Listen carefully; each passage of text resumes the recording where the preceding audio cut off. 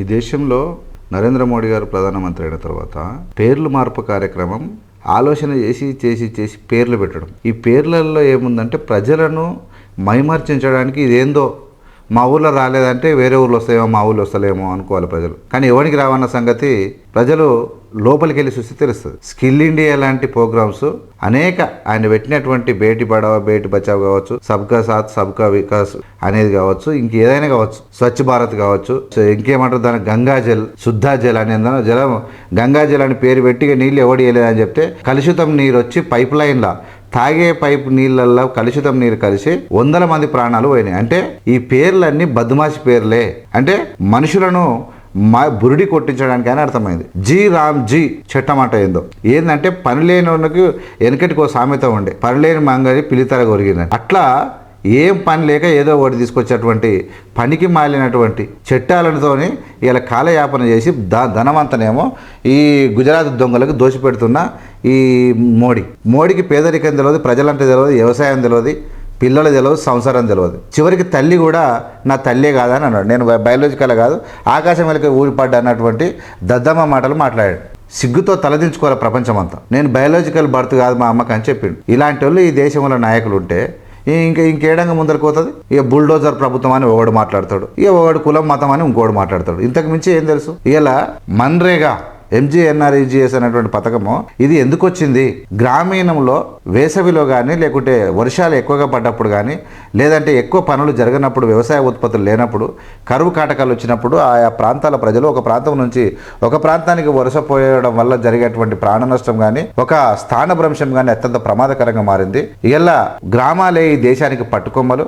ఆ గ్రామాలలో ఉన్నటువంటి ప్రజలే సంక్షేమంగా లేనిది, సుభిక్షంగా లేనిది మన దేశం ఎందుకు అని చెప్పి భావించినటువంటి కాంగ్రెస్ పార్టీ ఆనాటి ప్రధానమంత్రి మన్మోహన్ సింగ్ గారు ఈ అద్భుతమైనటువంటి పథకాన్ని ప్రారంభిస్తే ఇందులో 15 రూపాయలతో స్టార్ట్ అయింది. అది ఒక్కటే కాదు, ప్రజలకు ఈ దేశాల్లో we the people of India having solemnly resolved our constitution, we the people of India అని చెప్పి మనం క్లియర్గా మన ప్రజలమైనటువంటి మనం రాజ్యాంగాన్ని ఏర్పాటు చేసుకున్నాం. కాబట్టి మనమే ఈ యొక్క గ్రామ సభలు పెట్టి మన ఊర్లో ఏ పనులు ఉన్నాయి, ఏ పనులు చేయాలి, ఏ రైతుకు ఉపయోగపడాలి, ఏ పండ్ల తోటకు ఉపయోగపడాలి, ఏ రోడ్డు నిర్మాణం చేయాలి, ఏ ఉరాలు వేయాలన్నటువంటి గ్రామ సభలు పెట్టి ఇలా జాతీయ గ్రామీణ ఉపాధి పథకాన్ని చేసుకునేటువంటి ఒక అద్భుతమైనటువంటి మహాత్మా గాంధీ ₹2 నోట్ల మీద ప్రపంచ దేశాల్లో మహాత్మా గాంధీ విగ్రహాలు, Mahatma Gandhi followers, Nelson Mandela, Luther king లాంటి అద్భుతమైనటువంటి పోరాట యోధులు మహాత్మా గాంధీని ఇన్స్పిరేషన్గా తీసుకున్నటువంటి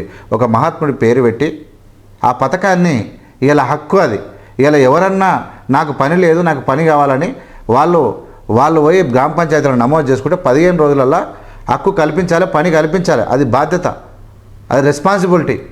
ఆ విధంగా పెట్టి ఇలా పనికి ఆహార పథకాన్ని, జాతీయ ఉపాధి హామీ పథకాన్ని ప్రారంభిస్తే ప్రపంచమే నిబ్బరపోయే కార్యక్రమం చేస్తే ఆ పథకముల శాతగాక ఆడలేక మధ్యలో అన్నట్టు 40% మీరు పెట్టాలి, 60% నేను పెట్టాలని చెప్పి తప్పించుకున్నటువంటి శాతగాని, పేదల మీద ప్రేమ లేని, పేదలకు ప్రేమతో చెమట రక్తాన్ని దోసుకునేటువంటి నరేంద్ర మోడీ ఇలా ఆ పథకం పేరు జీ రామ్జీ అని పెట్టిండు.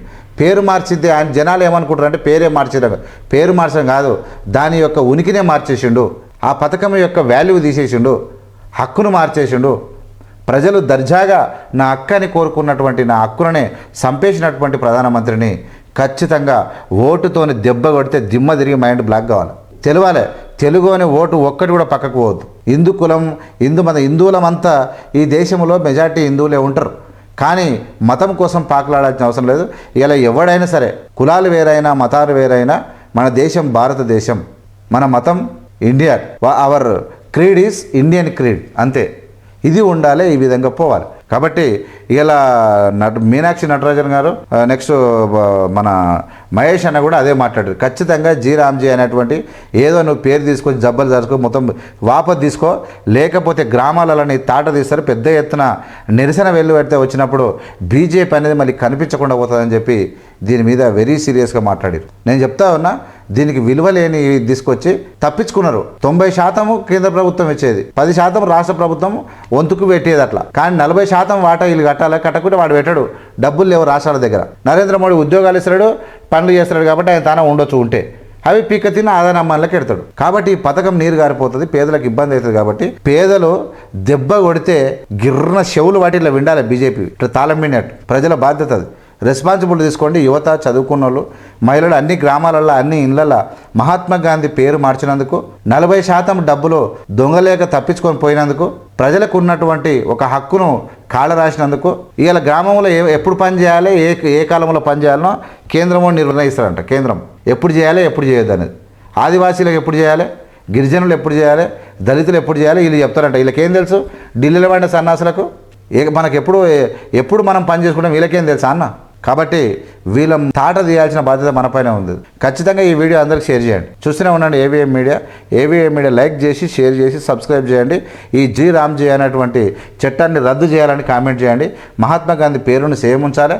పథకము ఎంత విలువలతో కూడుకున్న పథకం ఎట్లుందో అట్లే ఉంచాలి. ఇంకా ఏం చేయొద్దు. అందులో 15 మేము ఎక్కువ పెంచినాం, మేము కొన్ని రోజులు ఎక్కువ పెంచినాం అని చెప్పి డ్రామాలు ఆడుతూ ఉన్నారు. అది పెద్ద డ్రామా. అది పెద్ద డ్రామానే. ఆ డ్రామాలో భాగంగా చేస్తూ ఉన్నారు. కాబట్టి వీళ్ళు అంతు చూడాల్సిన బాధ్యత ప్రజలపైన ఉంది. జై హింద్, జై భీమ్, జై భారత్.